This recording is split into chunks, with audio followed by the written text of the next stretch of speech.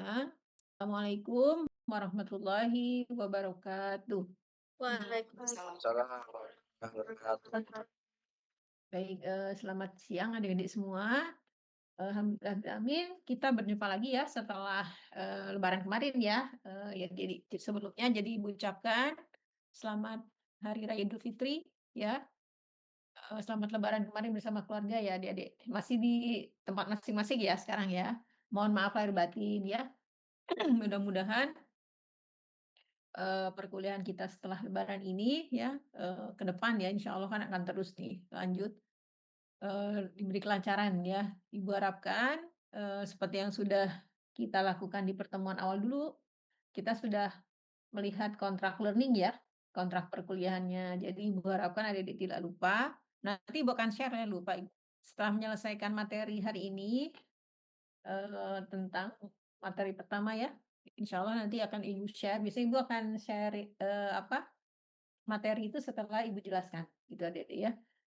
Sehingga nanti adik-adik mungkin bisa membaca kembali kontrak learning yang sudah kita bahas, sebelum lebaran kemarin, jadi Ibu harapkan, mengingatkan adik-adik kembali aturannya, karena insya Allah minggu depan kan kita sudah mulai offline ya di kampus untuk kuliah. Jadi diharapkan mungkin, adik-adik yang belum kembali ke Jogja gitu ya, mungkin akhir minggu ini ya sudah mulai siap-siap kembali ke Jogja. Karena kan hari Senin depan, semua mata kuliah sudah, secara offline.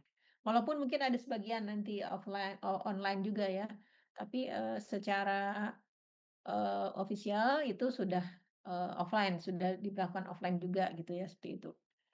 Baik adik-adik ya, jadi untuk, dulu, sebelum lebaran kita sudah membahas tentang, kontrak perkuliahan ya, yang kedua juga tentang, overview ya, maksudnya, eee, kenapa sih kita mau mempelajari tentang manajemen proyek industri, seperti itu ya.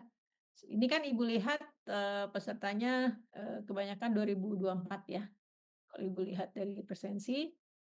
Nah, mungkin ini sambil jalan aja, kenapa sih kok, kita perlu mengetahui tentang manajemen, arahnya ke manajemen gitu ya, manajemen tapi kan kita fokus ke proyek industri. Nah, seperti yang adik-adik mungkin sudah pahami ya, kan kalian, semester, 3 nih ya, 4 maaf, 4 dan, 6 yang 2023 kan. Itu tuh kan, adik-adik sudah belajar tentang teknik kimia itu apa kan nantinya ya. Jadi teknik kimia itu beda dengan MIPA kimia ya. Kalian ini calon-calon chemical engineer yang nanti, akan belajar tentang bagaimana mendirikan pabrik gitu kan, pabrik kimia, khususnya pabrik kimia ya. Jadi kalian kan belajar dari awal tuh kemarin tentang, mata kuliah dasar gitu ya. Nah, mata kuliah dasar itu untuk, mmm, bekal atau untuk dasar adik-adik ketika mempelajari tentang proses. Karena kan di, teknik kimia itu banyak proses yang harus adik-adik pahami kan. Proses-proses itu berhubungan dengan, sifat-sifat fisika, dengan sifat-sifat kimia ya, sehingga adik-adik kan belajar tentang kimia dasar, kimia analisis, kemudian ada fisika, ada apa namanya, matematika juga ya. Nah, nanti setelah adik-adik belajar, dasar, adik-adik kan masuk ke teknik kimia nih, adik-adik yang udah semester 4, sudah fokus, teknik kimia biasanya ya, dan semester 6 juga udah fokus teknik kimia. Nah, dari beberapa mata kuliah proses yang kalian, pelajari, tujuannya apa? Tujuan akhirnya kalian tuh nanti akan merancang pabrik, ya. Tujuannya kalian tuh merancang pabrik kimia. Jadi, adik-adik itu akan membuat, eee, proses yang mengubah gitu ya, secara reaksi kimianya kan mengubah suatu bahan menjadi produk baru. Nah, di dalam, pendirian pabrik kan tujuannya sama, pabrik itu kan mengubah suatu bahan baku menjadi produk kan. Nah, itu kan secara globalnya ya, jadi ngelihatnya mengubah bahan baku menjadi produk. Tapi untuk mengubah itu kan ada proses secara mikronya kan, apa itu? Yaitu reaksi kimia, kan kalian harus belajar tentang reaksi kimia zat A menjadi zat B misalnya kayak gitu, dan seterusnya. Nah, kemudian selain, setelah terbentuk, eee, produk, kan kalian tidak serta-merta akan mendapatkan produk jadi yang siap pakai kan. Kalian harus memurnikan dulu, memisahkan dulu gitu kan. Yang dihasilkan tuh menjadi produk yang kalian mau, sehingga kan harus ada proses-proses operasional yang lainnya selain reaksi. Misalnya proses pemisahan yang Adik-adik juga pelajari ya, proses pemisahan dan sebagainya. Nah, untuk setiap proses itu, tentu kan memerlukan alat, nanti. Jadi kalian, belajar tentang alat juga kan, alat proses. Misalnya untuk, pemurnian menggunakan proses distilasi, kalian belajar tentang menara distilasi. Berarti itu nanti unit unit, distilasi, misalnya kayak gitu. Untuk memisahkan, misalnya produk kalian itu padat, padat cair misalnya, campuran. Berarti saya kan mau ngambil cairannya nih, filtratnya. Berarti kan pakai proses pemisahan. Oh, berarti kalian harus menggunakan alat pemisah, ya. Kalian belajar dispersion proses ya. Nanti kalian memisahkan misalnya padat dengan cair pakai alat apa, kalian tentukan alatnya. Nah, gabungan semua proses, akhirnya kan menjadi banyak alat tuh kalian, dari bahan baku, proses bahan bakunya, dari reaksinya, reaktor ya, sampai, pemurnian produk. Akan menjadi serangkaian proses yang kemudian diwujudkan dalam serangkaian alat yang menjadi suatu pabrik kimia, misalnya kayak gitu ya. Dengan proses-proses supportingnya ya, ada utilitas dan sebagainya. Kalian juga akan belajar tentang utilitas. Nah, untuk mendirikan pabrik itu kan harus dengan perencanaan yang matang, adik-adik kan. Tidak serta-merta barangnya ada, jadi harus, misalnya apa, studi pasar, kemudian misalnya mencari, eee, potensial pasar untuk mendirikan, kemudian juga misalnya bahan bakunya harus dari mana, transportasinya seperti apa, dan seterusnya. Nah, itu semua tuh harus di-manage dengan baik, adik-adik. Nah, sebagai seorang calon calon chemical engineer, nanti kalian harus tahu bagaimana sih, saya mendirikan pabrik supaya proses pendiriannya itu berjalan dengan efisien, dengan optimal. Jadi hemat mungkin ya dan sebagainya.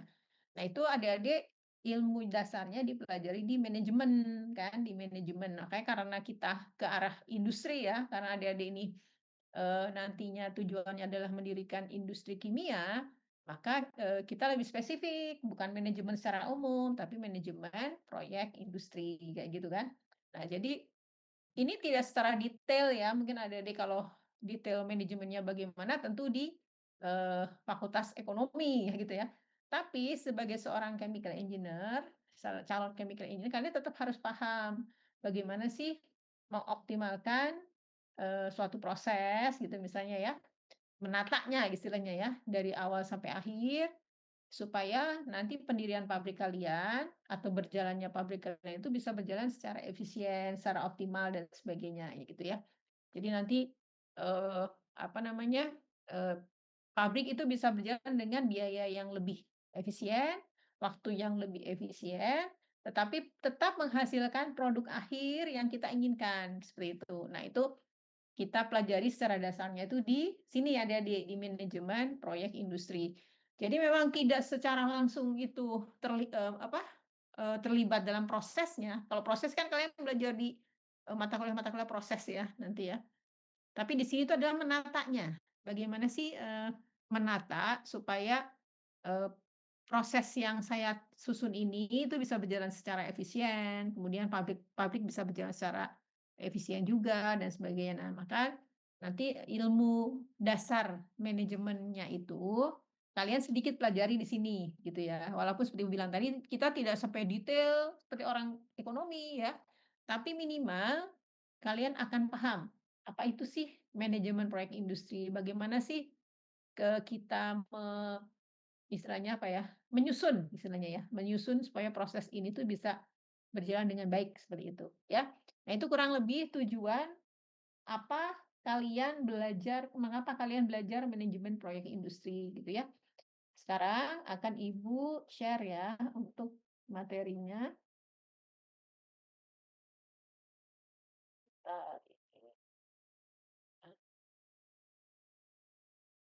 Oke, kemarin kayaknya sedikit udah ya kita bahas ya. Jadi manajemen proyek ini kalian tentu, eee, sedikit mengulang ya, kalian harus tahu dulu kan apa itu proyek, apa itu manajemen, terus apa itu yang disebut dengan manajemen proyek ya, yang kita gabungkan gitu istilahnya, istilah manajemen proyek ya. Nah untuk manajemen proyek, apa itu maksudnya? Kita lihat dari sisi manajemen proyek dulu. Secara umum, manajemen proyek adalah disiplin ilmu, bagian dari ilmu ilmu manajemen, ilmu ekonomi ya, yang mencakup metodologi, alat, dan teknik untuk mengelola proyek secara efektif, ya. Jadi, proyek itu kan, nanti kita lihat proyek itu apa gitu ya. Nah, jadi proyek itu kan terdiri dari beberapa aktivitas. Supaya kita bisa menyelesaikan proyek itu, maka biasanya kan ada beberapa aktivitas untuk menunjang proyek tersebut. Nah, tata kelola, metodologi, alat apa yang digunakan di setiap aktivitas itu untuk mewujudkan goal atau tujuan proyek kita itu ya, itu kita susun dalam, manajemen, istilahnya manajemen proyek seperti itu adik-adik. Jadi membantu ya tadi, membantu kita, supaya, bisa tahu metodologi yang sesuai apa, alat yang bisa dipakai kira-kira apa untuk mempercepat ini, misalnya gitu ya, dan seterusnya. Nah, jadi sekarang kita lihat dulu definisi proyek itu apa. Jadi secara garis besarnya itu manajemen itu istilahnya tata kelola lah istilahnya Adik-adik ya. Nah, proyek sendiri adalah sekumpulan tugas yang harus diselesaikan dalam kerangka waktu tertentu untuk mencapai seperangkat tujuan yang spesifik. Jadi proyek itu bisa apapun Adik-adik, ya. Mungkin Adik-adik, yang punya jiwa entrepreneurship gitu ya, misalnya adik-adik yang di sini yang hadir nih, ada punya punya jiwa entrepreneurship misalnya. "Wah, saya kok pingin punya usaha ini ya," misalnya gitu ya. Misalnya yang suka masak lah, kayaknya kalau ngisi waktu di, waktu luang bisa nih jualan, misalnya makanan kekinian apalah gitu ya, adik-adik. Misalnya makanan kekinian adik-adik apa adik-adik? Yang adik-adik, tahu? Yang putri-putri terutama ya? Yang putra juga suka ya, suka makanan-makanan kekinian misalnya gitu ya. Misalnya dimsum mentai gitu ya, dimsum mentai. Nah, kalian pingin jual itu. Nah, itu bisa menjadi suatu proyek, contoh proyek bagi kalian. Misalnya, nanti dari, kelas ini ya, misalnya ada 3 orang putri misalnya, ngobrol-ngobrol, "Eh, kok saya suka masak," misalnya. "Kita ini yuk, ngisi waktu misalnya jualan apa," misalnya. Terus kalian mencoba untuk bentuknya apa ya? Seperti itu ya.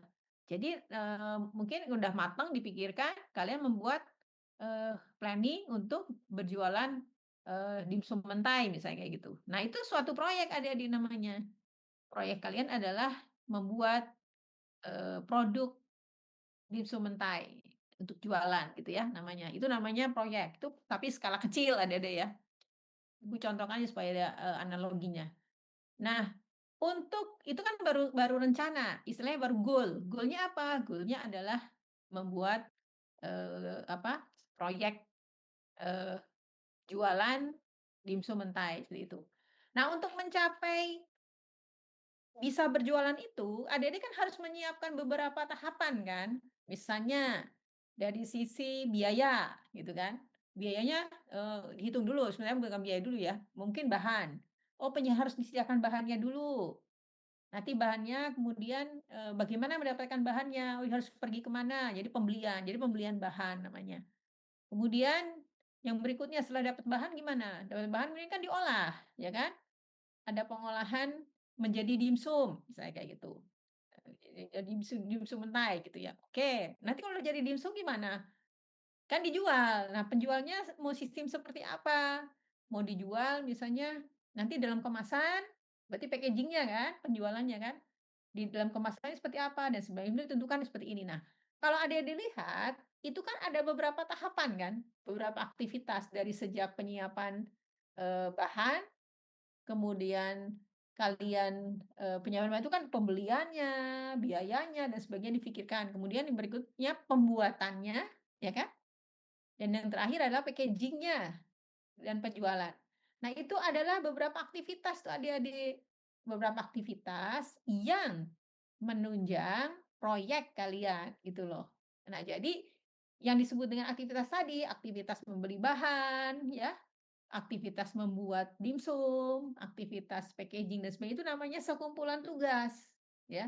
Jadi suatu proyek itu bisa terjadi jika ada sekumpulan tugas atau aktivitas lah gitu ya. Ada sekumpulan aktivitas yang diselesaikan dalam waktu tertentu. Nah, gini. Kemudian kalau misalnya eh, sekali jualan gitu kalian, misalnya jualannya besok sore gitu misalnya ya. Nah, otomatis kan proyek kalian ini harus selesai besok sore tuh. Nah, jadi itu kemudian kalian bekerjanya dari saat ini misalnya. Sekarang sampai nanti malam, besok pagi packaging-nya dan seterusnya. Nah itu, jadi biasanya proyek itu diselesaikan dalam waktu tertentu. Jadi dia tidak bukan yang terus-terusan, enggak. Setelah ketika kalian sudah menyelesaikan sampai packaging dan dijual, itu kan berarti proyek kalian selesai, gitu kan. Nah itu yang disebut dengan, proyek. Jadi proyek itu mencapai tujuan tertentu dalam waktu tertentu.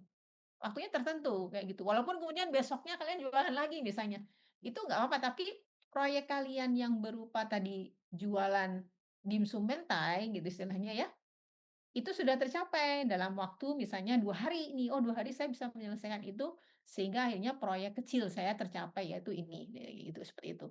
Nah jadi, itu yang dinamakan proyek adik-adik. Jadi proyek itu sifatnya temporal, ya kan, jadi hanya dalam waktu tertentu.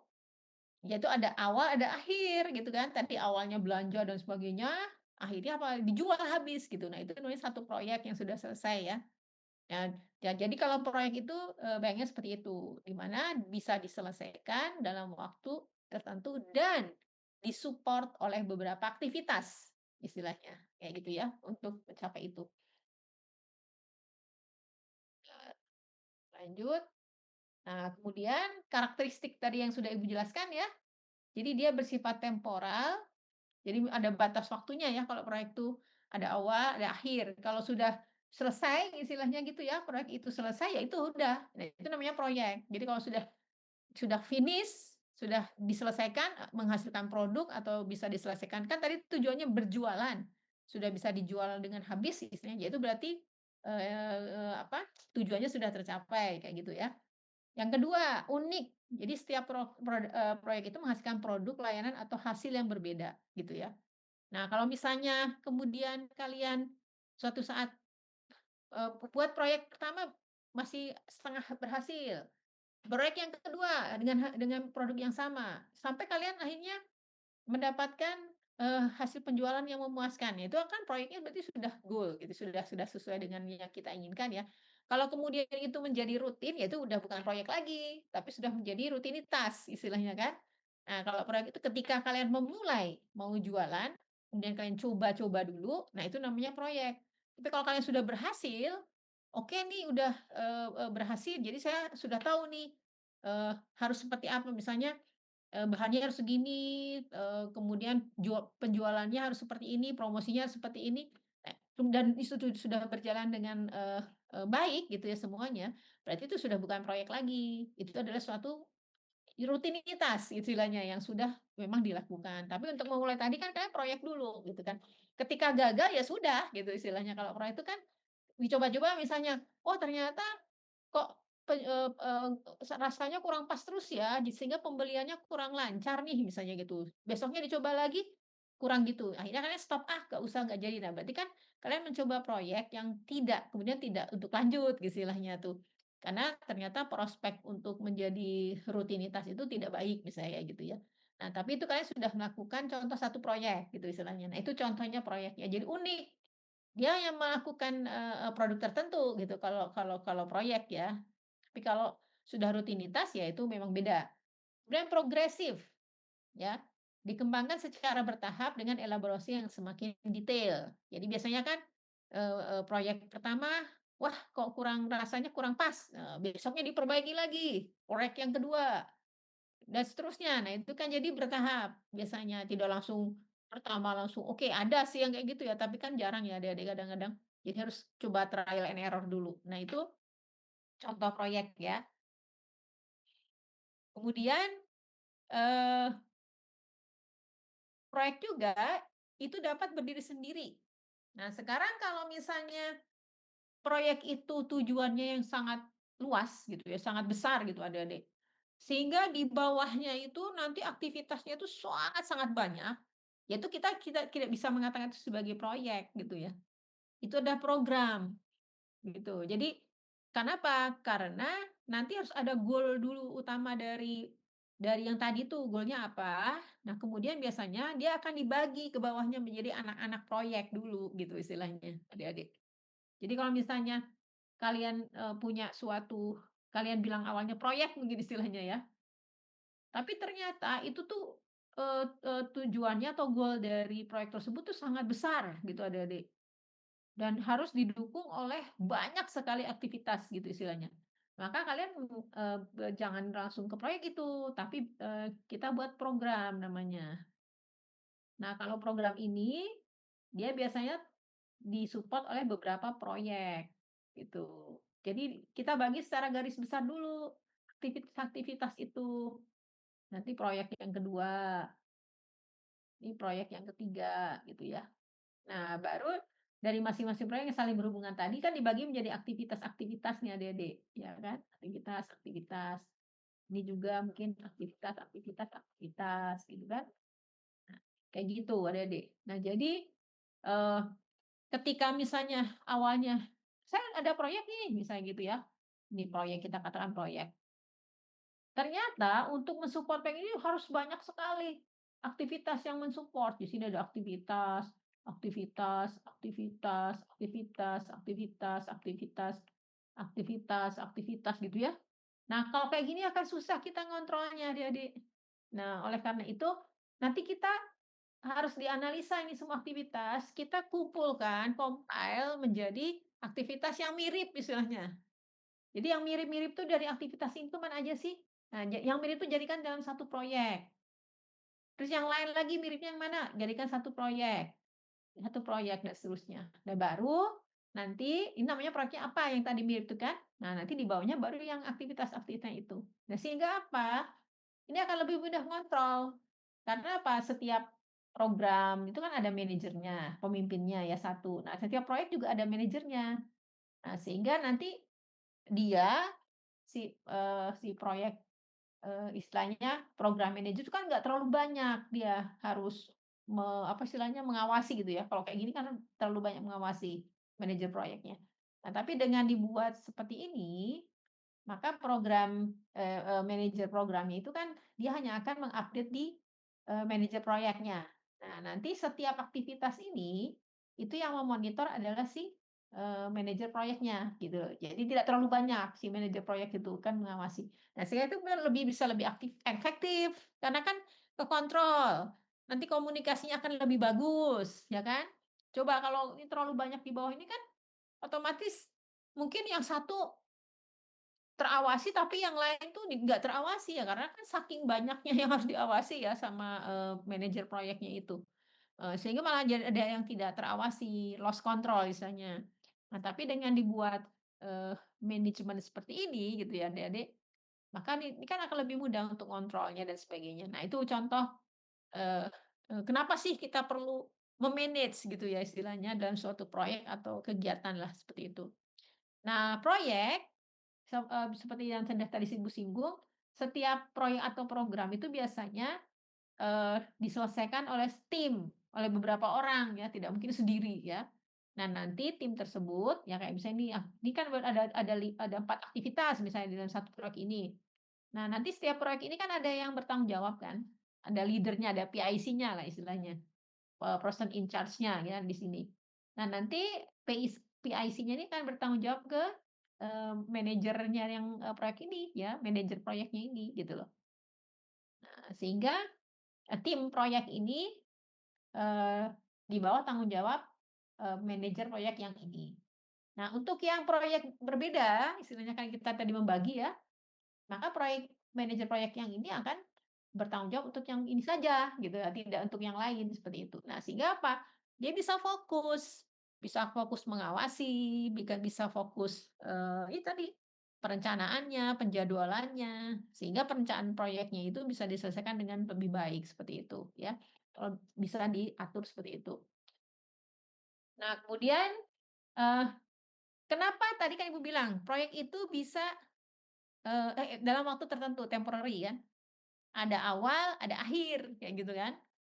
Nah suatu proyek tuh kan awalnya sama awal gitu ya. Nah tapi setiap proyek itu, berakhirnya suatu proyek itu bisa karena beberapa sebab adik-adik. Yang tentu yang common, yang umum adalah ya ketika dia selesai. Jadi tujuan telah tercapai. Jadi ketika misalnya tadi ya, membuat, eee, dimsum mentai tadi Ibu kembali lagi ke contoh itu ya biar nyambung. Itu ternyata setelah kalian lakukan, apa, pembuatannya dan sebagainya itu dapat menghasilkan produk yang enak dan bisa dijual dengan baik gitu istilahnya. Berarti apa? Berarti tujuan telah tercapai. Jadi project itu telah selesai, kenapa? Tujuannya selesai. Kalau kemudian kalian itu ingin mengulangi hal yang sama, ya berarti kan kalian membuat lagi proyek tersebut menjadi suatu rutinitas, bukan proyek lagi kalau kemudian dilakukan dalam waktu yang, terus-menerus kayak gitu ya. Nah itu adalah, contoh proyek yang selesai istilahnya. Nah ada juga alasan lain adik-adik. Misal tadi mentai, gagal, pembuatannya produknya kok kurang pas, dicoba lagi besoknya, dicoba lagi udah bentuknya enak, tapi ternyata penjualnya kurang laku, gitu ya. Dicoba, promosinya, dirubah, ternyata tidak laku juga. Berarti apa? Berarti kan kalian mah rugi tuh nanti kalau terus-terusan. Nah, kemudian dihentikan itu. Nah, jadi proyek dihentikan, kenapa? Karena tujuan tidak tercapai, kan. Tujuan tadi kan, menjual mentai dengan baik istilahnya gitu ya, tujuannya. Karena tidak tercapai, ya berarti proyeknya dihentikan aja. Tidak dilakukan lagi trial and error-nya istilah kalian, karena sudah mungkin biayanya sudah terlalu besar dan sebagainya ya. Kemudian yang kedua, proyek dihentikan bukan karena, tujuan selesai ya, itu karena kebutuhan akan proyek tidak ada lagi. Ini biasanya untuk proyek-proyek yang terlambat adik-adik. Misalnya gini, proyek tersebut kan dibuat karena untuk mensupport suatu kondisi misalnya ya, misalnya, eee kalau di Aceh ini kan, bencana alamnya kan masih terus-menerus ya, jadi semua proyek yang mungkin, berjalan masih terus dibutuhkan.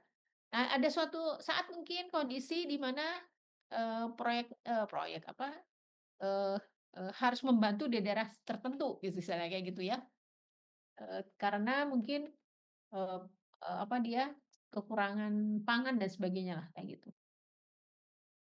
Nah, kemudian akan direncanakan dibangun suatu proyek apa gitu ya, yang bisa mensupport di situ. Nah, ternyata dalam perjalanannya, eee daerah tersebut tuh pertumbuhan dalam waktu berapa lama gitu ya, misalnya dalam waktu setengah tahun gitu, ternyata, sudah mulai banyak tumbuh tuh adik-adik, ininya misalnya tanamannya di situ dan sebagainya gitu ya. Nah, jadi proyek yang tadinya itu untuk mensuplai itu, karena ternyata mereka akhirnya bisa mensuplai sendiri gitu loh, karena sudah bisa berjalan dengan baik. Ya kan berarti proyek tersebut nggak perlu diteruskan kan, mereka sudah bisa jalan dengan baik sendiri istilahnya kayak gitu. Nah, maka ya buat apa meneruskan ya adik-adik, karena tidak bisa mensupport lagi istilahnya, maka proyek itu dihentikan gitu loh, karena tidak dibutuhkan lagi atau tidak ada lagi lah kebutuhan untuk proyek tersebut kayak gitu. Dan yang terakhir, biasanya proyek-proyek juga atas permintaan klien misalnya ya. Misalnya ini, apa, biasanya kan untuk, kayak konsultan-konsultan misalnya ya, mereka membuat apa gitu kan, itu kan proyek gitu ya. Nah, kan biasanya ada klien yang, apa, membayar gitu ya, ada sponsor dan sebagainya gitu ya. Nah dibuat nih proyeknya gitu ya sama, jasa konsultan, tapi ternyata mungkin kliennya merasa itu kok tidak jadi dipakai gitu ya, tidak akan jadi dipakai gitu untuk proyek tersebut, karena ada proyek lain yang lebih menguntungkan bagi klien gitu istilahnya, lain. Nah jadi itu mungkin klien akan meminta, "Udah dihentikan aja," gitu. Tidak perlu dilanjutkan untuk proyek tersebut, walaupun mungkin klien sudah mengeluarkan dana gitu ya, tapi bagi klien kan mungkin sudah perhitungan ya, mereka mereka akan lebih untung ketika merubah, apa namanya, merubah proyeknya ke yang proyek yang berbeda, misalnya kayak gitu misalnya. Nah, jadi atas permintaan klien juga suatu proyek itu bisa berhenti, gitu Adik-adik. Nah, ini ada beberapa, alasan, suatu proyek dihentikan ya, bisa karena memang sudah tercapai, tapi juga bisa belum tercapai gitu loh. Karena ada beberapa alasan seperti yang sudah, Ibu jelaskan di sini gitu ya. Nah, ini adalah untuk ahli proyek. Nah, dari proyek yang ada, itu biasanya ada karakteristik akhirnya yang bisa dilihat ya.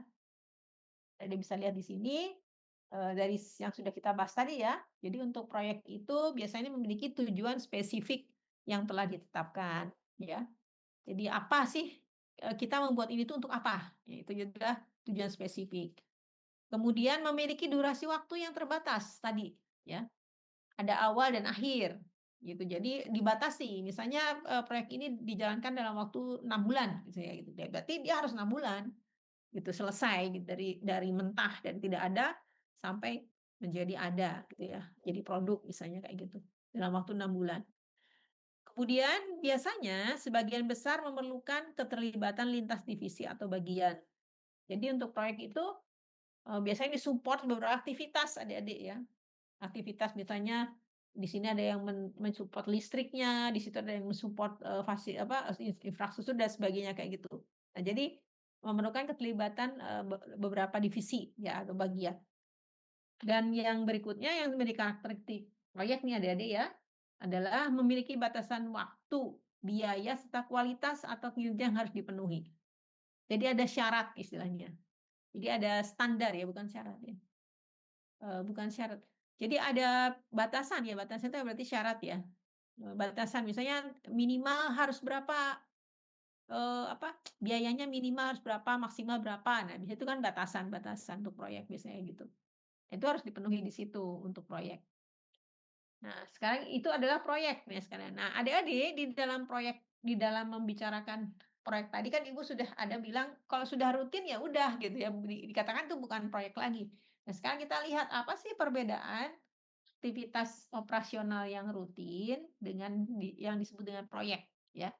Kalau ada dilihat di sini ya, kalau aktivitas, rutin itu dia berulang. Ya tadi, kalau misalnya baru pertama kali ingin membuat jualan di Insumentai, kemudian kalian mencoba menata bagaimana pembeliannya, biayanya, sampai terbentuk, apa namanya, coba-coba dulu ya istilahnya costing-nya dicoba dan sebagainya hingga hanya kalian sudah menemukan suatu formula untuk dimsumnya seperti apa, biayanya sudah, terbentuk seperti ini, ya istilahnya dan fix lah semua, ya. Nah, itu disebut dengan proyek ketika sudah tercapai, ya. Tapi kalau kemudian kalian, karena sudah terbentuk nih ya, bentuknya kalian melakukan itu untuk rutinitas, untuk jualan jualan terus gitu istilahnya. Besok lagi jualan jualan jualan terus dengan menggunakan yang tadi, yang ditemukan tadi di dalam proyek itu yang namanya aktivitas rutinitas karena sudah berulang gitu ya. Jadi kalau baru pertama kali seperti itu namanya unik, tapi kalau sudah berulang menjadi rutinitas yaitu, aktivitas rutin adik-adik. Terus waktunya juga kalau proyek kan temporal tadi ya, misalnya 6 bulan, 3 bulan gitu ya. Kalau ini ya ongoing, berkelanjutan gitu. Kemudian intensitas aktivitasnya fluktuatif, kadang, apa, sangat intensitasnya sangat tinggi gitu ya, kadang-kadang, rendah dan sebagainya. Kalau di proyek kan seperti itu, karena harus selesai gitu istilahnya ya. Tapi kalau rutinitas kan udah hampir sama yang dilakukan ya adik-adik ya, jadi intensitasnya relatif ya sama gitu. Kemudian terdiri dari berbagai aktivitas yang memerlukan berbagai disiplin ilmu tadi ya. Jadi, sudah apa namanya, kalau ini terutama kalau di industri misalnya ya, untuk proyek, suatu proyek di industri, perlu beberapa, disiplin ilmu, misalnya ada yang orang kimia, ada orang mesin dan sebagainya gitu kan, yang, misalnya proyek pengadaan, alat, eee distilasi misalnya kayak gitu ya. Nah, di situ kan yang berperan tidak hanya orang teknik kimia, kan prosesnya. Nah, untuk membuat alatnya itu gimana? Itu kan berarti memerlukan orang elektro, orang mesin gitu ya. Jadi adalah berbagai disiplin ilmu untuk menyelesaikan proyek tersebut. Nah, sedangkan untuk rutin, kalau misalnya alat distilasinya sudah settle gitu ya adik-adik ya, sudah bisa dijalankan dengan baik, dalam proyek kemarin misalnya gitu ya. Nah, kan kalian nggak perlu lagi orang-orang yang untuk, untuk strukturnya lagi kan, tinggal menjaga atau operasional dari alat gitu kan. Jadi misalnya, teknik kimia udah harus ada di situ ya, tapi kemudian ya orang-orang, teknisi aja mungkin kayak misalnya, electricity-nya oleh teknisi electricity dan sebagainya. Karena kan sudah bukan perancangan alat lagi, tapi itu adalah untuk operasional dari alat seperti itu. Nah, jadi variasi aktivitasnya menjadi tidak terlalu banyak gitu ya, kalau untuk, rutin. Dan yang terakhir, kebutuhan sumber dayanya berubah, baik jenis maupun, eee, volumenya ya. Kalau kalau, proyek ya, jadi bisa berubah-ubah. Tapi kalau untuk yang rutin ya hampir sama gitu, kan kebutuhannya segitu. Misalnya tadi di dalam proyek itu kan, sudah ketemu ya formulanya, perbandingannya bahannya seperti ini, nanti sausnya harus seperti ini, misalnya kemudian nanti, apa namanya, jualannya ya, packaging-nya harus seperti ini dan sebagainya. Nah, kalau sudah jualan rutin kan tidak perlu coba-coba lagi ya, hampir sama kebutuhan tiap hari itu ya segitu ya, berapa kilo tambahannya, berapa kilo dan seterusnya. Nah, jadi jenis dan kebutuhan, sumber dayanya menjadi relatif sama kalau untuk yang rutinitas. Nah, itulah bedanya untuk operasional rutin dan, proyek ya, Dek, ya, Dek, ya. Nah, sekarang Ibu berikan contoh lagi untuk beberapa jenis proyek nih di sini ya. Nah, jadi proyek itu dapat mencakup berbagai bentuk. Ya, tapi namun banyak yang lain ya, tidak terbatas ini. Jadi ini banyak contoh aja. Misalnya mengembangkan produk layanan dan hasil baru gitu ya. Misalnya ada pabrik yang sudah berdiri nih Adik-adik. Kemudian atau mungkin ini aja, kalau pabrik ya, pabrik sudah berdiri, pabrik misalnya pabrik kimia lah, sudah berdiri ya, rutin jalan. Nah, kemudian karena mungkin hasil riset and development di lab-nya itu menemukan suatu produk baru nih. Oh, ternyata dari hasil sampingnya itu bisa diproses lebih lanjut nih, gitu. Kalau produk utamanya kan udah jelas ya. Ternyata ada hasil samping nih sebelumnya, misalnya hasil samping itu selama ini menjadi, limbah misalnya gitu ya, dari industri tersebut. Ternyata dari hasil riset and development di lab, hasil sampingnya itu bisa diproses dengan proses yang berbeda, yang lain lah gitu ya, sehingga menjadi produk lain gitu Adik-adik. Nah itu bisa kemudian setelah dilakukan riset and development, piloting dan sebagainya, nah itu bukan salah ya, karena ingin mencoba gitu istilahnya produk sampingnya itu menjadi produk baru, maka kan akan dicoba-coba tuh adik-adik dari sejak riset and development-nya, kemudian dia ternyata berhasil nih menghasilkan produk A misalnya gitu. Nah kan kemudian piloting prosesnya, akhirnya membangun alatnya dan sebagainya. Nah itu kan menjadi proyek, ya. Jadi proyek baru, ya kan. Proyek mengembangkan produk baru, gitu kan. Dari hasil samping, produk baru dari hasil samping misalnya kayak gitu. Nah itu juga, bisa sebagai proyek adik-adik, kenapa? Karena untuk mengembangkan itu kan kalian perlu riset riset and development-nya dulu ya kan, kemudian aktivitas riset and development, kemudian aktivitas, piloting-nya, aktivitas membuat alatnya dan sebagainya kan. Nah itu kan butuh, eee, apa, eee, kerjasama beberapa disiplin ilmu istilahnya kayak gitu ya. Nah, itu di sini bisa menjadi proyek baru. Kemudian misalnya melakukan perubahan dalam struktur, proses, atau gaya organisasi, itu juga bisa menjadi proyek baru. Kan ini memerlukan step-step, surat menyurat mungkin ya, dan sebagainya. Nah, itu juga ada proyek. Ya, kalau proyek itu kan pasti memerlukan beberapa jenis disiplin ilmu tadi gitu ya. Mengembangkan atau mengakuisisi sistem informasi baru atau termodifikasi. Ya, misalnya di IT ya, banyak nih di IT. Melakukan upaya penelitian yang hasilnya akan dicatat dengan tepat gitu ya. Ini juga, proyek ya. Ya proyek-proyek misalnya, ini, kalau adik-adik mendengar dosen ada hibah penelitian misalnya gitu ya. Nah itu sebenarnya proyek juga. Kenapa? Untuk menyelesaikan kan tujuannya apa? Tujuannya adalah menyelesaikan penelitian ini sehingga menghasilkan bukan produk, mungkin menghasilkan hasil. penelitian yang bisa dibuat dalam bentuk jurnal gitu, atau mungkin produk juga ya, prototipe yang bisa kemudian dibuat paten misalnya. Itu juga merupakan proyek adik-adik. Kenapa? Karena itu harus ditunjang dengan beberapa aktivitas kan. Aktivitas penelitiannya, ya kan, di lab, aktivitas, aktivitas penelitian itu kan banyak di bawahnya lagi itu. Ada yang membeli membeli bahan, membeli alat, dan sebagainya gitu kan. Kemudian aktivitas menuliskan, jurnalnya, paper-nya, dan sebagainya. Nah, itu juga proyek sebenarnya adik-adik. Kenapa? Karena kita punya goal yang mau kita hasilkan gitu ya, menghasilkan sesuatu, dan untuk mencapai itu kita harus melakukan beberapa tahapan tugas, aktivitas gitu ya untuk supaya itu tercapai. Nah, berarti itu adalah proyek, walaupun dalam proyek kecil gitu adik-adik ya, tapi itu namanya proyek, sudah proyek.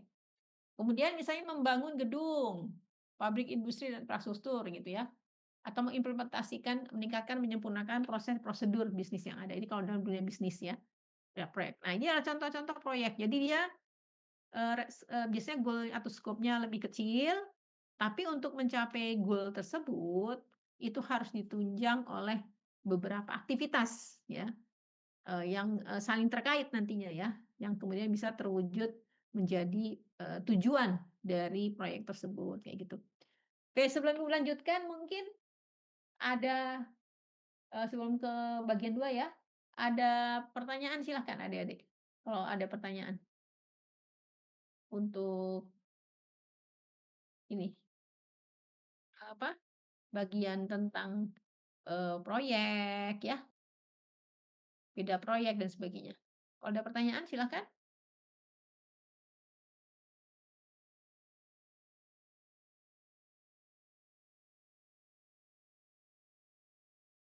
Jelas? Nggak ada pertanyaan? sih. Oke, kalau tidak ada pertanyaan Ibu lanjut ya. Kita masuk ke bagian 2 yaitu apa? Nah, di dalam proyek tadi kalau tadi Ibu sudah contohkan sedikit ya di sana. Nah, kalau ternyata proyeknya itu memerlukan banyak sekali aktivitas, itu gimana? Nah, Ibu bilang tadi kan itu akan sangat, tidak efektif. Kenapa? Karena manajer proyeknya harus mengawasi segitu banyak aktivitas gitu kan. Nah, biasanya kemudian dibagi yang seperti Ibu tadi bilang, dari itu ada, dari proyek satu proyek itu kalian buat anak-anaknya gitu istilahnya, anak proyeknya. Nah, biasanya yang kalau kalau misalnya terlalu banyak aktivitas sehingga diperlukan waktu yang lebih lama, itu namanya program adik-adik, dikatakan program. Nah, nanti program tadi gitu ya istilahnya dalam waktu yang segini banyak gitu ya, program tuh misalnya, dia lebih lama ya berapa tahun misalnya. Nah, nanti program itu akan dibagi dalam beberapa proyek. Ya tadi proyek yang sama, yang hampir sama gitu tujuannya. Misalnya, proyek infrastruktur, berarti ada proyek yang bagian electricity, ya kan, ada bagian proyek yang pengairan, ada proyek yang bagian sipilnya misalnya ya, dan seterusnya. Nah, itu kan masing-masing beda. Kalau kita campurkan jadi satu semua, nanti proyek manajernya akan, pusing ya kan. Nah, sehingga lebih difokuskan. Nanti ada proyek di bawah infrastruktur, di bawah ada, di bawah program infrastruktur ya, ada proyek, apa namanya, tentang electricity, kelistrikannya, ada proyek tentang, apa namanya, eee, bangunannya, yang misalnya sipilnya, dan seterusnya. Nanti bagi-bagi. Nah, sehingga nanti kita lihat ada namanya proyek, ada namanya program, ya. Nah, kalau ada dilihat di sini, proyek, ya tadi udah kita singgung beberapa kali ya. Proyek ini adalah aktivitas yang memiliki tujuan spesifik, jangka waktunya jelas. Itu relatif pendek ya, misalnya berapa bulan gitu ya. Nah, biasanya berfokus pada pencapaian satu tujuan spesifik. Ya tadi misalnya tujuannya penyediaan listrik, support listrik, pengadaan listrik. Nah, berarti kan hubungannya dengan listrik semua, ya kan? Itu adalah, satu proyek gitu istilahnya. Nah, kemudian kalau program, kumpulan dari beberapa proyek yang saling terkait yang memiliki tujuan bersama. Tadi misalnya Ibu bilang, ada proyek listrik, ada proyek sipil infrastrukturnya. Oh, berarti yang proyek infrastrukturnya apa? Ya dia fokusnya bagaimana membangun gedungnya tersebut gitu istilahnya kan. dari konstruksinya, dari bahan-bahannya dan sebagainya. Nah, jadi dia udah nggak bikin nanti manajer dari, eee sipil tadi, dia nggak akan memikirkan masalah listrik gitu istilahnya kan. Dia hanya akan fokus di sipilnya aja gitu. Nah itu namanya program, namanya proyek. Nah untuk infrastruktur, pembangunan itu kan, butuh apa, butuh support dari sipil tadi, udah fokus ya, manajer sipil. Kemudian butuh support dari electricity, listrik. Nah, jadi nanti, manajer programnya itu, dia akan mengumpulkan info dari manajer listrik sama manajer sipil misalnya gitu. Nah, itu contoh program gitu ya. Kemudian, durasi. Nah, waktunya juga menjadi lebih panjang. Kenapa? Kan bisa jadi untuk proyek listrik waktunya lebih lama daripada yang proyek sipil misalnya kayak gitu. Nah, jadi kan nggak bisa menentukan waktu yang lebih pendek ya istilahnya, untuk, programnya. Nah, jadi biasanya program itu, pengelolaannya tuh dalam jangka waktu yang lebih panjang gitu ya daripada proyek. Durasi, durasi yang pendek dan spesifik ya. Sedangkan proyek selama bertahun-tahun biasanya proyeknya berapa program itu berapa tahun gitu kan. Melibatkan banyak proyek yang sedang berlangsung. Ya misalnya kayak MBG sekarang lah adik-adik. MBG itu kan program, ya kan. Program MBG bukan proyek. Dia kenapa? Karena di bawahnya MBG itu, di bawahnya program itu kan banyak proyek. Ada proyek Eee, pengadaan MBG di Pulau Jawa, ada proyek pengadaan MBG di, Sulawesi misalnya gitu kan, itu kan beda-beda, ya kan, antara di Jawa dengan di Sulawesi, di Sumatera dan sebagainya. Nah itu ada program, MBG itu program malahan. Jadi nah di bawahnya ada banyak proyek gitu, di bawahnya program itu. Nah, kemudian manajer proyek. Nah, ini yang memimpin proyek. Kalau proyek kan lebih skopnya lebih kecil ya, itu dipimpin oleh manajer proyek. Kalau yang program, dia berkoordinasi dengan manajer-manajer proyek, itu namanya manajer program, gitu ya.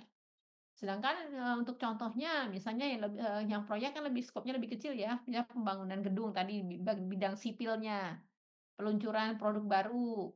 Misalnya dari industri yang sudah berjalan, industri yang sudah ada, dia mau mengolah produk sampingnya yang selama ini mungkin dibuang gitu kan. Ternyata kok ada potensi dia menghasilkan produk samping yang bermanfaat nih. Nah, kemudian pabrik tersebut mengadakan proyek namanya, proyek produk baru dari hasil samping tadi gitu ya. Jadi dia ada aktivitas dari awal ya, dari pemurniannya mungkin, kemudian dan sebagainya. Nah, itu namanya, peluncuran produk baru misalnya kayak gitu, atau di IT ya.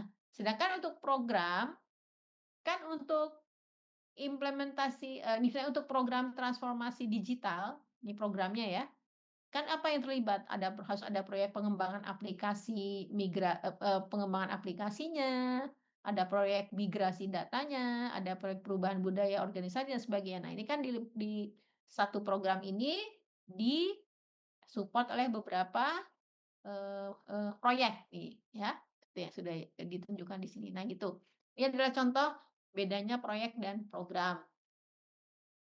Nah sekarang ada lagi di atasnya program namanya portofolio adik-adik.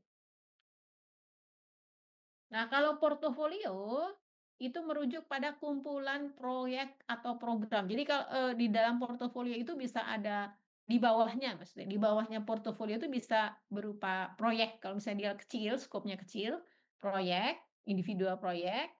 Tapi kalau misalnya skopnya besar, mungkin di bawahnya portofolio itu adalah program. Program dulu, ternyata di bawah program ini masih agak besar.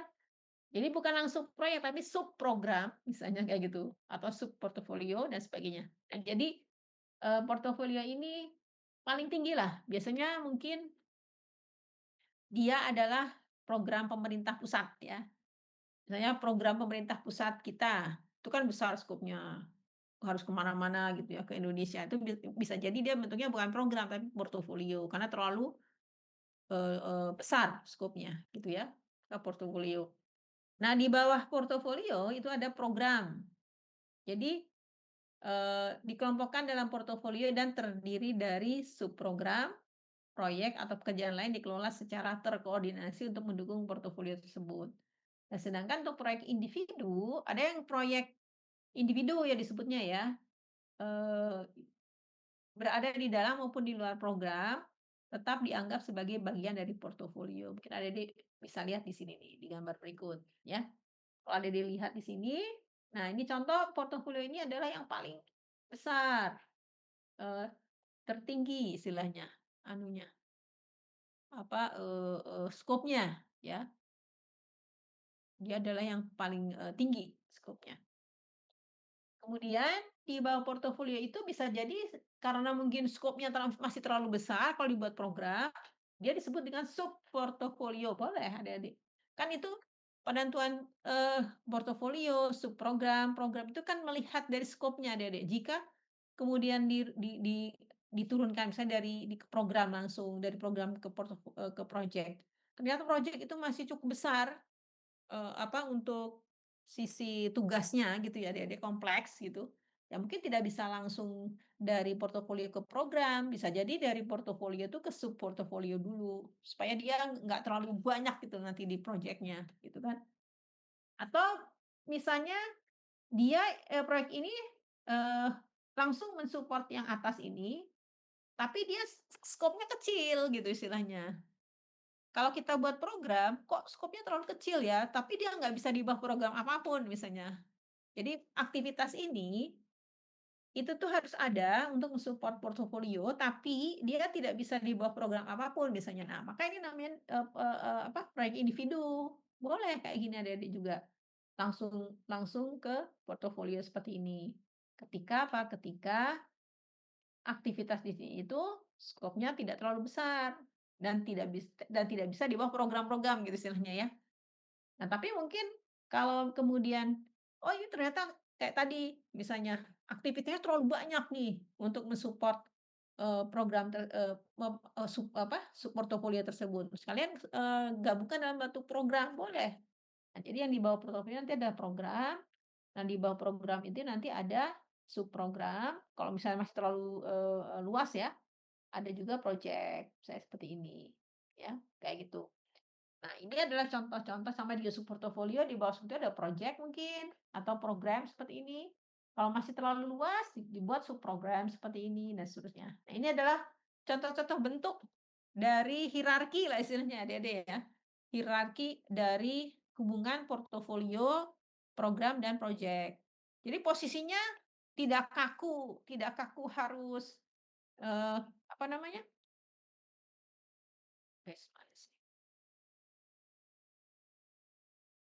tidak kaku harus portofolio, di sini harus portofolio, di sini harus program, di sini harus project gitu ya. Tidak kaku harus seperti itu adik-adik. Penempatan ada project, program itu ketika, ya tadi misalnya ini, dia harus ada tapi dia hanya aktivitas kecil gitu istilahnya, tapi harus ada gitu. Kalau nggak ada ini nanti nggak akan sempurna misalnya. Dia tidak bisa digabungkan dengan program manapun misalnya. Nah, ya jadi project ini menjadi di bawah portofolio langsung kayak gitu. Tapi kalau misalnya kayak ini tadi, wah aktivitasnya banyak banget ya ini, kalau langsung dibuat project di bawah portofolio kok terlalu banyak ngawasinya terlalu susah. Nah, kalian kumpulkan dalam program, nanti di program ini baru dibuat, eee, aktivitas subaktivitas dari program tersebut kayak gitu ya, seperti ini. Nah, ini adalah hubungan antara portofolio, kemudian apa tadi, program dan project management kayak gitu. Ini ya, meskipun proyek dan program dalam portofolio tidak saling bergantung sama lain, ini kan tidak langsung berhubungan nih. Misalnya program ini dengan project ini, itu kan tidak secara langsung berhubungan ya, tapi mereka terhubung di sini. Jadi ini tuh istilahnya tuh, ini, berdiri sendiri untuk pengadaannya ini berdiri sendiri, tapi, untuk mewujudkan tujuan dari portofolio ini, kalau nggak ada ini, ya ini nggak bisa jalan misalnya gitu ya. Jadi ya hubungannya tuh ada di sini, gitu ya. Terlihat di portofolio organisasinya, seperti itu, ya. Ini contohnya nanti bisa adik-adik, misalnya sebuah perusahaan infrastruktur yang memiliki tujuan strategis ingin memaksimalkan return on investment, jadi keuntungan ya, dengan menyusun portofolio yang mencakup campuran proyek. Misalnya, perusahaan infrastruktur ini proyeknya ada di bidang minyak dan gas, ada bidang listrik, air, jalan, kereta api, dan bandara. Nah, dia harus membuat tadi proyek-proyek yang saling, mensupport ya, tapi tidak saling berhubungan misalnya Dede ya, tapi bisa mensupport dari organisasi perusahaan infrastrukturnya ini. Jadi apa sih portofolionya dan sebagainya. Nah, ini ada contoh, beberapa ya misalnya ini, kan bandara, kereta api, jalan itu kan tidak bisa, anu ya, tidak bisa langsung, eee nah kalau Dede lihat di sini, ini kan banyak nih ada minyak dan gas, listrik, air. Nah, kalau kalian buat langsung Eee, misalnya ini infrastruktur, ya, di sini kan ada banyak ya, ada jalan, ada air, ada listrik, ada kereta api, ada bandara. Ini kan kalau dilihat, kalau langsung masing-masing seperti ini di bawah ini, supaya gampang gitu misalnya ini dibuat ini ada proyek, ini kan susah ngawasinnya Adik-adik. Padahal kan yang, apa namanya, ada yang hampir sama ya, misalnya kayak kereta api dan bandara itu kan sama-sama untuk alat transportasi sama-sama transportasi misalnya kayak gitu ya, hubungannya transportasi. Nah itu kan, lebih susah untuk pelaporannya. Nah makanya biasanya kemudian dari dengan pengetahuan manajemen itu kalian bagaimana mengaturnya, flow-nya atau organisasinya gitu ya, supaya itu efektif. Jadi nanti kayak pelaporannya itu bisa efektif, dibuat susunan organisasi yang efektif jadinya ya. Nah misalnya dari campuran ini, perusahaan dapat memilih untuk mengelola proyek-proyek terkait sebagai satu program. Jadi yang tadinya, eee, perusahaan infrastruktur ini, kalau di ini kita seperti proyek ya, proyek dengan berbagai macam, aktivitas. Nah, sekarang ingin dibuat program. Kalau program kan berarti di bawahnya ada proyek tuh. Nanti di bawah proyek ada beberapa aktivitas gitu kan. Supaya apa? Supaya nanti pengawasannya lebih mudah. Jadi, untuk yang hampir sama tuh jadikan satu proyek aja, sehingga nanti koordinasinya oleh manajer proyeknya aja, misalnya kayak gitu. Nah, jadi misalnya dibuat kelompok seperti ini, semua proyek yang berhubungan dengan listrik dikelompokkan sebagai program listrik misalnya. Apa yang berhubungan dengan listrik? Misalnya nanti listrik, ada, minyak dan gas misalnya dan sebagainya, gitu kan hubungannya sama energi ya, listrik dan energi dan sebagainya. Semua proyek yang, berhubungan dengan air dikelompokkan sebagai program air misalnya. Nanti dilihat nanti beberapa kebutuhan infrastruktur tadi, oh ada air, ada kebutuhan water treatment, ada kebutuhan untuk pendingin dan sebagainya. Jadikan satu satu kelompok sebagai satu program. Ya nanti di bawah program tadi ada program, water treatment, ada program pengadaan air misalnya dan sebagainya kayak gitu, ya. Nah kemudian sehingga program listrik dan program air, yang ada 2 ini, menjadi komponen integral dari portofolio program infrastruktur. Nah, jadinya seperti ini. Ini ada portofolio, di mana portofolio nanti misalnya ini aduh bentar ya.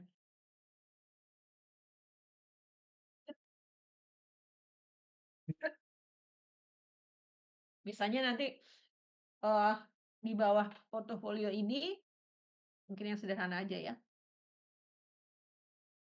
ada program listrik, program air, sini, program listrik.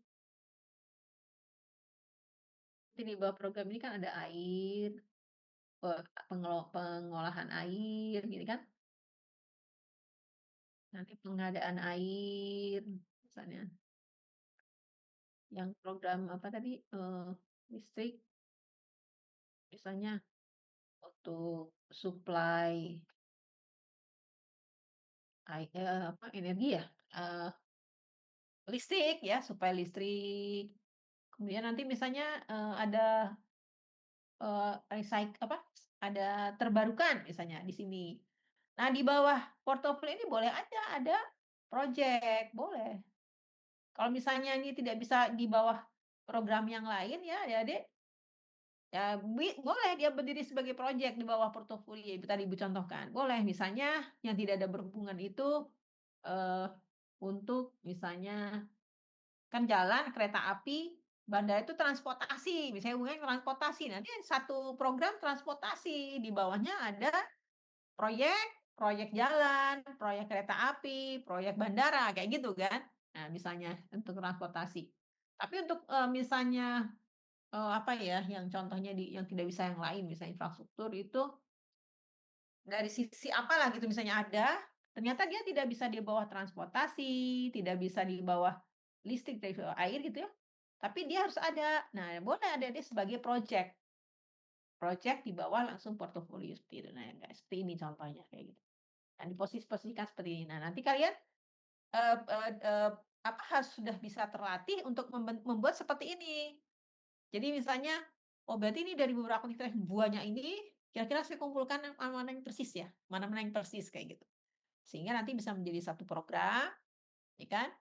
Nanti di bawah program itu ada beberapa project tadi kan. Nah, sehingga nanti bisa berjalan lebih bagus. Kenapa? Karena koordinasinya kan lebih mudah. Jadi si manajer program itu hanya akan berkoordinasi dengan manajer proyek, tidak sampai ke PIC-nya. Nah, nanti yang manajer proyek air ya hanya akan berkoordinasi dengan, PIC yang berhubungan dengan air, dia tidak akan berhubungan dengan PIC yang listrik kan, jadi nggak pusing gitu istilahnya tuh. Jadi apa, ini membantu komunikasi, karena di dalam industri itu komunikasi antara, pemimpin dengan bawah itu kan sangat penting Adik-adik.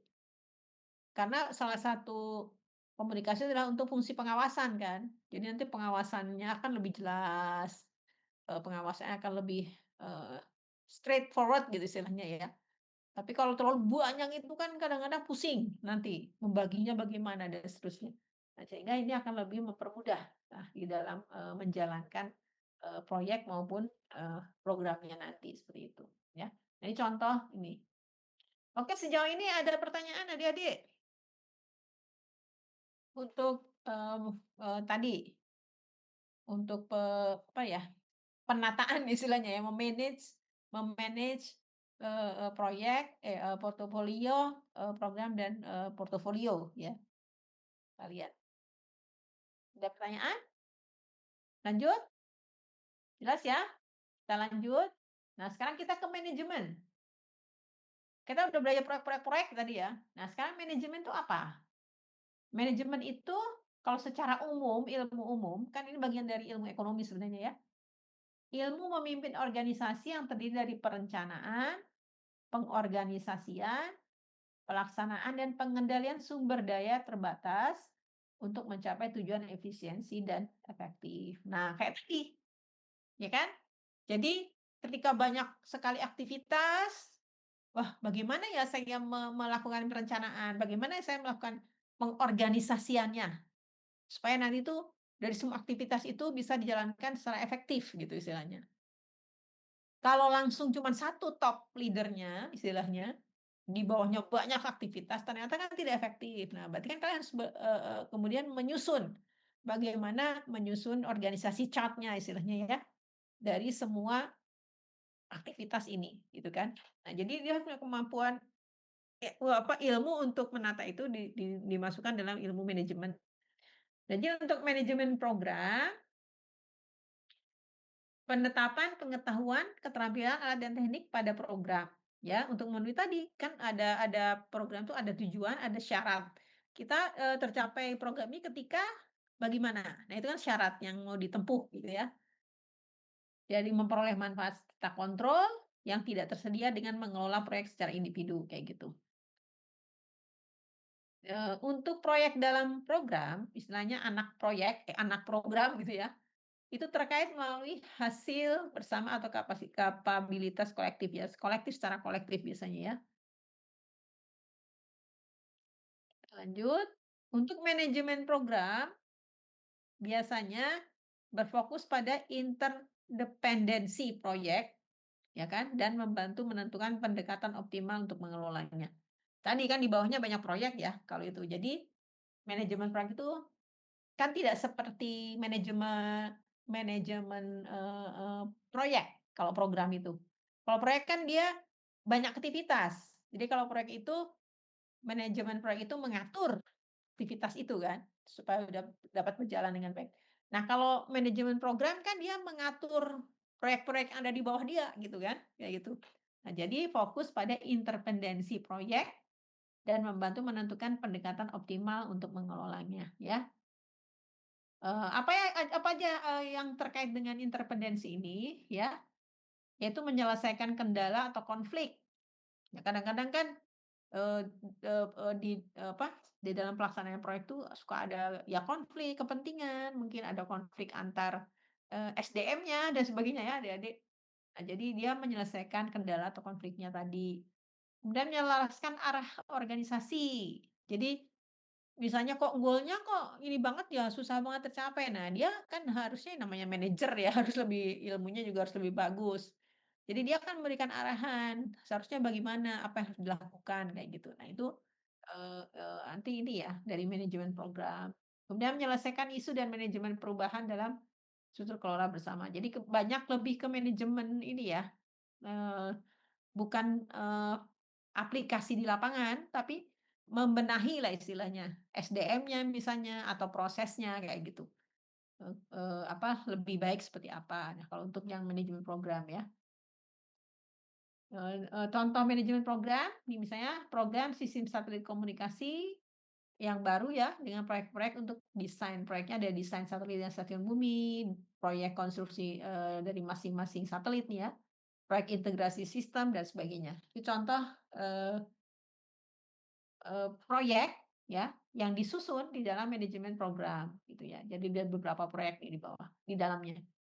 Sedangkan untuk manajemen portofolio, di atasnya program tadi ya, adik-adik ingat, merujuk pada pengelolaan terpusatnya, lebih dari satu atau lebih portofolio yang mencapai tujuan ini. Jadi kalau lebih banyak ada manajemen harus ada manajemen portofolio ya. Jadi manajemen portofolio itu memastikan bahwa proyek dan programnya diprioritaskan untuk alokasi sumber dayanya. Ya, jadi harus sesuai lah istilahnya. Penempatannya, sumber dayanya, jumlahnya ya, itu harus sesuai. Kemudian pengelolaan portofolio konsisten dengan dan selaras dengan strategi organisasi gitu ya. Jadi karena portofolio itu kan istilahnya tertinggi adik-adik. Jadi dia sudah seperti, mulut bukan mulutnya apa, bicaranya organisasi lah istilahnya atau perusahaan kayak gitu ya. Kalau, portofolio itu. Nah, sedangkan untuk manajemen proyek, ya, lebih kecil dia, ya, dia apa, memanage kan aktivitas. Kalau di 2 proyek itu kan aktivitas. Jadi penerapan, pengetahuan, keterampilan, alat, dan teknik pada aktivitas proyek, ya kan, untuk mencapai persyaratan proyek. Nah, kalau proyek kan paling rendah, bukan paling rendah ya, paling bawah. Dia yang, aktivitas untuk menghasilkan atau, menjalankan produk tersebut kan, istilah menghasilkan produk.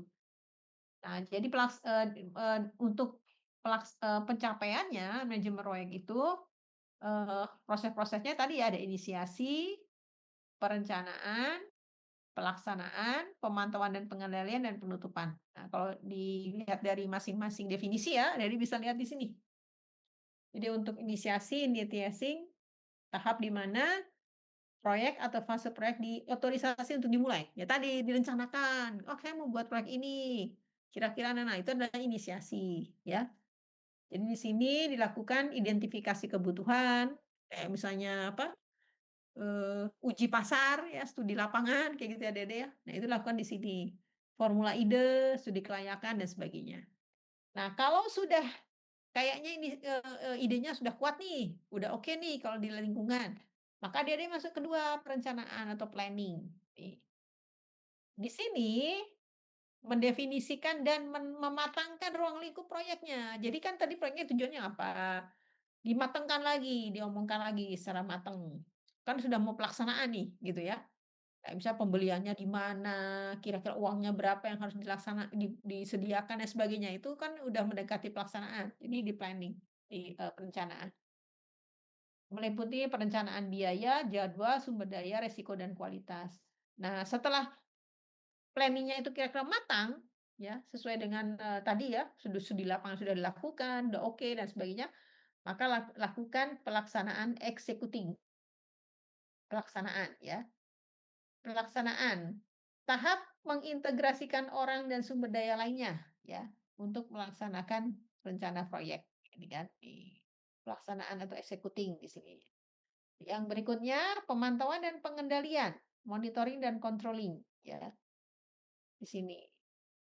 Jadi, kan kalau namanya udah pelaksanaan itu harus dikontrol, adik-adik harus dikontrol, harus dipantau kayak gitu. Kemudian, kalau misalnya proyeknya itu setelah dipantau, dikontrol sudah oke, berarti proyek itu kan sudah berhasil menghasilkan, jasa atau menghasilkan produk gitu ya, penutupan atau closing kayak gitu. Nah, jadi ini penutupan itu akhir dari proyek tersebut. Nah, kalau kemudian proyek tersebut akan karena sudah matang, kemudian akan dilakukan, berulang gitu ya, misalnya menjadi produk yang rutin, ya tadi udah beda ya, jadi bukan proyek lagi itu, kan sudah tidak unik lagi. Jadi dia, akan dilakukan secara terus-menerus kayak gitu. Nah, ini pengelolaan sebuah proyek, jadi harus mengidentifikasi tadi ya, kemudian menangani berbagai kebutuhan ya, pemangku kepentingan, stakeholder dan sebagainya. Jadi, kan kalau namanya proyek tuh melibatkan banyak pihak luar biasanya adik-adik kan. Nah, jadi, pemangku kepentingannya harus di misalnya, proyek ini tuh nanti mau digunakan oleh siapa, penggunanya siapa, nah itu ada stakeholder namanya. Ya, jadi yang berhubungan dengan, eee eee hasil dari proyek kita itu namanya stakeholder. Membangun, memelihara, dan melaksanakan komunikasi antar pemangku kepentingan, gitu ya. Mengelola para pemangku kepentingan atau stakeholder untuk memastikan terpenuhinya, persyaratan proyek, ya. Karena kayak misalnya gini, namanya stakeholder ya dibayangin. Kalian ini kan, eee, nanti akan lulus dari teknik kimia ya, terus kalian akan bekerja, misalnya, kalian ingin bekerja di industri gitu ya.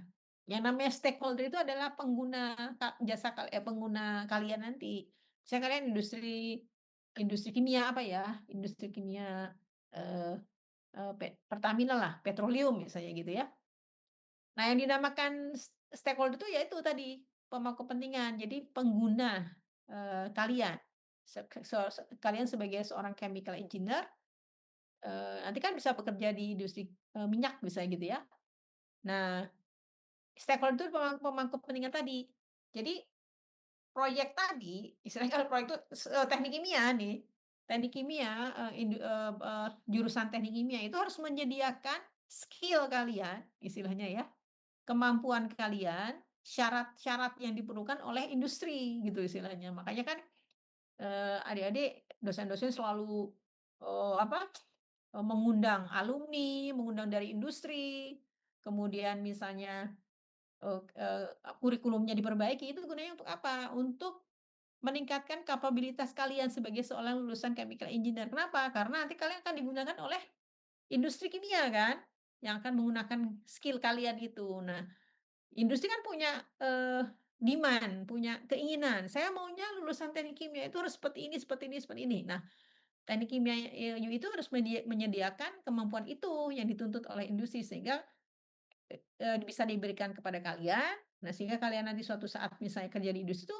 kalian bisa memberikan sesuai yang mereka mau gitu, skill-nya kalian itu. Nah, itu kan seperti itu stakeholder tuh, jadi pengguna atau yang berkepentingan. Nah, sama ini kalau suatu proyek, kira-kira siapa ya, proyek ini tuh, penggunanya gitu ya.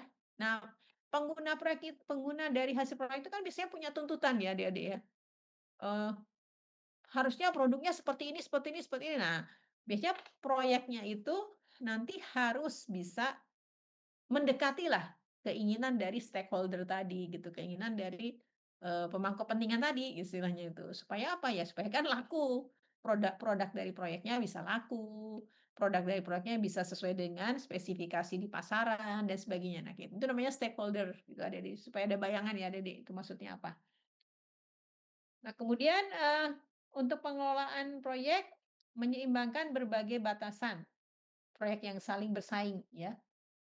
ada ruang lingkup, kualitas, jadwal, anggaran, sumber daya, dan sebagainya. Nah, ini adalah contoh, apa namanya, pengelolaan ya. Nah, ini adalah contoh the stakeholder yang ada berhubungan dengan, eee, dari stakeholder ini kan memberikan input ke project management ya biasanya nih. Nah, jadi nanti project manajemennya akan mengembangkan bagaimana integration manajemennya, bagaimana scope manajemennya, bagaimana time manajemennya, bagaimana cost manajemennya dari project tadi, bagaimana quality manajemennya. Ini kan semua bisa dikembangkan, adik-adik ya, hal-hal ini tuh ketika ada masukan dari pengguna, stakeholder kan. Dia akan memberikan masukan kepada project management nih. Nanti, produknya harus gini gini gini gini lah, karena ada tuntutan itu, maka kan kemudian di dalam project management harus dibicarakan kan adik-adik, bagaimana ya cost manajemennya nanti supaya menghasilkan produk seperti itu, bagaimana ya time manajemennya dan sebagainya.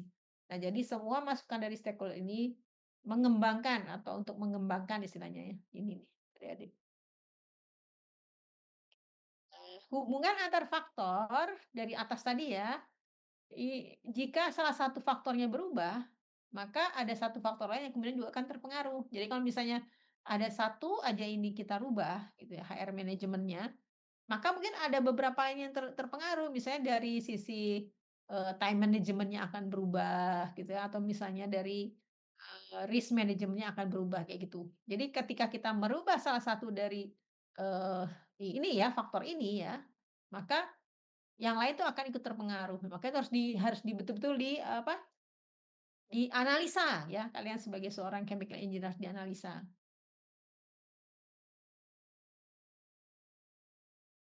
Nah, nih misalnya kan ada tuntutan, misalnya bisa jadi dari, stakeholder itu memiliki ide yang berbeda mengenai faktor mana yang paling penting. Nah, kalau misalnya, wah itu yang penting itu, apa istilahnya, risk manajemennya harus diperkecil tuh. Nah, ketika kalian merubah risk management, otomatis kan ada yang lain yang juga terpengaruh nih. Ya, jadi ada tantangan lah istilahnya. Tantangan akan terjadi lebih besar ketika, stakeholder menuntut istilahnya ide baru gitu ya, ide yang berbeda, untuk, hal faktor-faktor ini, seperti itu. Ini mengubah persyaratan atau tujuan proyek ya, juga sama ya. Tim proyek perlu menilai situasi, menyeimbangkan tuntutan, mempertahankan komunikasi. Ini kalau ada, eee tuntutan istilahnya ya. Eee Mengubah syarat atau tujuan dari proyek. Karena tadi ya, misalnya karena ada tuntutan gitu. Ini karena waktunya adik-adik ya sudah pukul 3. Ini sedikit lagi Ibu, akan selesaikan, minggu depan sepertinya. Sama nanti ada sedikit, ya nggak banyak soalnya nanti kalau Ibu jelaskan. Kita insya Allah, ketemu lagi minggu depan, Ibu akan menyelesaikan materi, ini ya, materi yang tentang manajemen proyek. Nanti ada satu video yang, juga Dede bisa lihat, supaya Dede terbayanglah, maksudnya manajemen proyek itu seperti apa, kayak gitu, ya. Baik Adik-adik, sejauh ini ada pertanyaan silahkan. Sudah jelas sejauh ini? Jelas Bu, insya Allah. Ya baik, kalau sudah jelas, baik, ya sekarang presensi ya. Nah,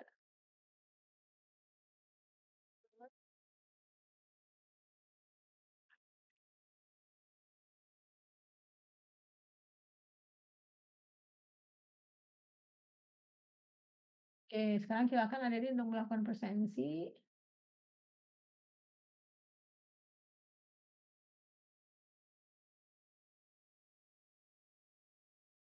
Oke, silakan.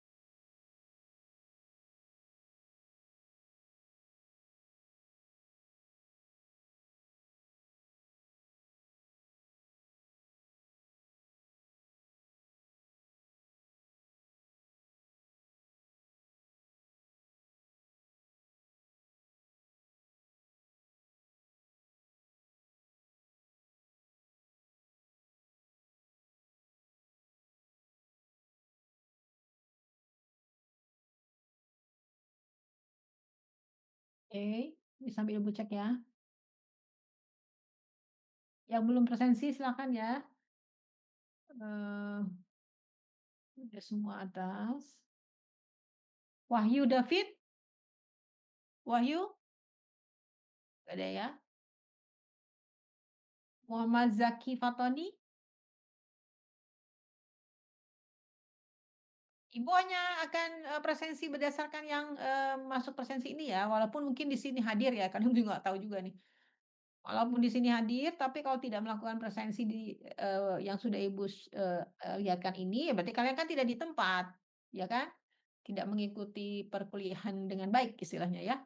Jadi Ibu hanya akan presensi, yang ada di gateway ini ya, walaupun mungkin hadir di sini, tapi, ghosting istilahnya ya, tidak ada. Jadi tidak bisa presensi kalau kayak gitu. Baik, ulangi ya, Wahyu David Setiawan, oke. Muhammad Zaki Fatoni, nggak ada. Hadir, Bu. Zaki?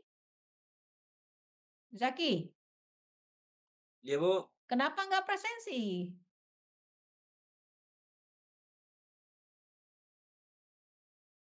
Kemudian Nadia Eka Putri,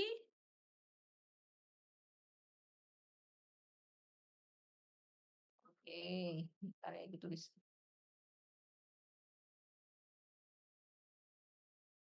Nadia Eka Putri, Nadia ya.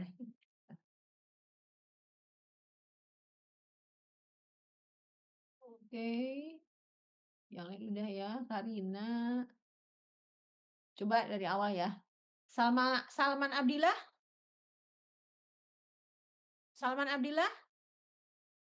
Nah, presensi kok nggak ada orangnya? Hadir, Bu. Hadir, Bu.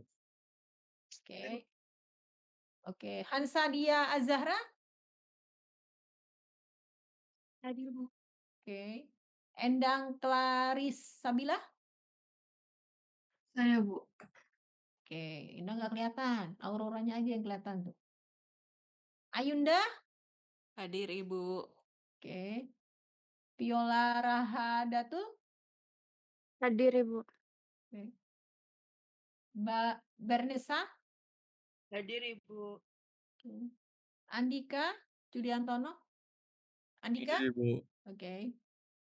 Tiara Najwa? Hadir, Bu. Oke. Wahyu tadi nggak ada ya. Arliena? Arliena? Hadir, Bu. Oke. Muhammad Zaki? Kok belum Zaki? Hadir, Bu. Gateway-nya nggak bisa dibuka, Bu. Oke. Zaki. Zahra? Zahra Azah? Hadir, Bu. Tadi udah presensi kok, Bu. Hadir. Iya, konferensi makanya Ibu cek. Iya, Bu. Maaf, Bu. Presensi kok nggak ada suaranya gimana? Iya, Bu. Maaf, Bu. Ya, Ahmad Kamaludin Ali? Hadir, Bu. Oke. Hazinatul? Hadir, Bu. Oke. Fadilah? Fadilah Gita? Fadilah Gita? Oh, habis presensi kabur. Fadilah Gita? Coba ada nggak di sini?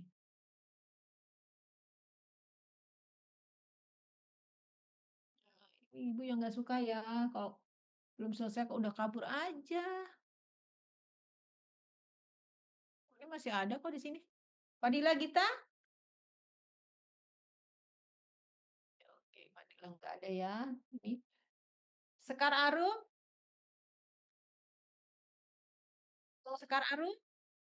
Hadir, Ibu. Oke. Salwa? Hadir, Salwa Bu. Syaira? Oke. Hana Rahma? Hadir, Ibu. Oke. Firdahani? Hadir, Bu. Oke. Anissa Amalia Sutrisno? Hadir, Bu. Oke, sebentar ya. Oke.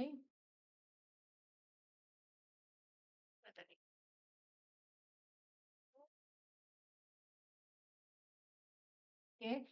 Fitria Hafidah. Hadir, Bu. Oke. Zahra. Hadir, Ibu. Oke. Nadia. Oke. Harina Deas Amira. Hadir Ibu. Oke. Nah, ini kalau yang kelihatan fotonya kan Ibu fotonya. Kalau on kamera kan Ibu jadi tahu kan wajah kalian walaupun besok mungkin ketemu ya insya Allah kita tapi kan Ibu kan tahu. Apalagi Ibu 2024 itu kan Ibu baru ketemu kalian ya. Kalau 2023 udah sebagian ketemu lah kalau 2023 tuh. Wiwit. Hadir Ibu. Oke, oke. Berliana. Hadir Ibu. Oke. Muhammad Ahlul. Oh, Fadila. Oke, Fadila. Ya. Oke, Fadila. Muhammad Ahlul. Oh, nggak datang ya. Baik. Berarti yang tidak datang Muhammad Ahlul sama Wahyu ya. Ini Zaki belum bisa ya. Berarti yang tadi udah ya. Siapa? Nadia udah ya? Udah bisa presensi. Oke. Berarti tinggal Zaki aja. Oke, Muhammad Zaki.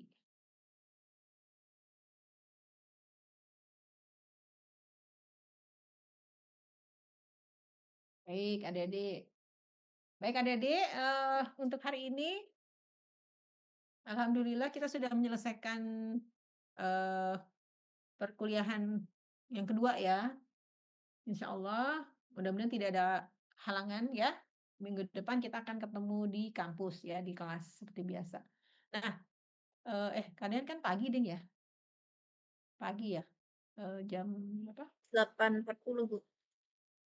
8.40 ya? Hari Selasa ya? Iya Bu. Selasa. 8.40. Ya, 8.40 betul ya? Ibu tuh hari Selasa soalnya 3 mata kuliah. Kayaknya kalian lebih siang lagi deh, sedikit nggak? 8.40, Bu. 8.40 ya? Sebentar, Ibu tuh.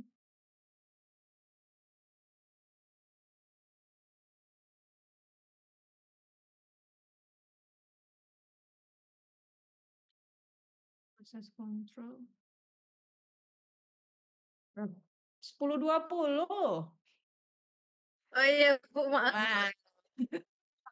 Karena Ibu pagi itu ada proses kontrol IP. Jadi Ibu tuh perasaan nggak deh lebih siang. Ya, jadi untuk minggu depan 10.20 ya. Hari Selasa 10.20 di 0212 IFP ya, ruangan IFP. Itu Ibu senang ya kalau Ibu bisa coret-coret biasanya. Baik, nanti yang IP itu biasanya jam 1 Ibu mundurin. Oke ya, jadi insya Allah mudah-mudahan tidak ada apa-apa. Kita bisa ketemu di kampus untuk minggu depan. Baik ya, untuk hari ini kita tutup kelas kita dengan hamdalah bersama. Alhamdulillahirrahmanirrahim. Ibu tutup ya. Wassalamualaikum warahmatullahi wabarakatuh. Waalaikumsalam warahmatullahi wabarakatuh. Wabarakatuh. Sama-sama.